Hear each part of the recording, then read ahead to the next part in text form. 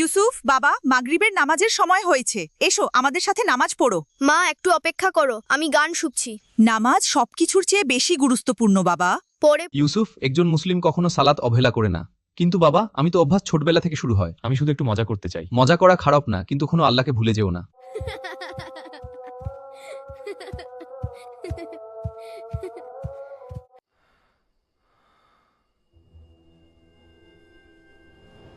তুমি কেন তোমার নামাজ অবহেলা করেছো? কে তুমি? তুমি কেন তোমার মা বাবার কথা শোনোনি? আগে ক্ষমা করে দিন। দেরি হওয়ার আগে আল্লাহর পথে ফিরে আসো। আস্তাগফিরুল্লাহ, কত ভয়ঙ্কর ছিল। মৃত্যুর পারে যদি সত্যি এমন হয়, আমি ভুল করেছি।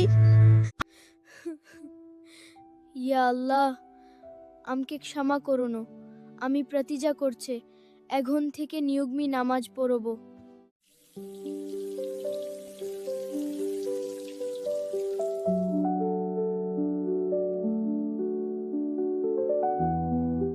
আমি তোমার জন্য গর্বিত ইউসুফ।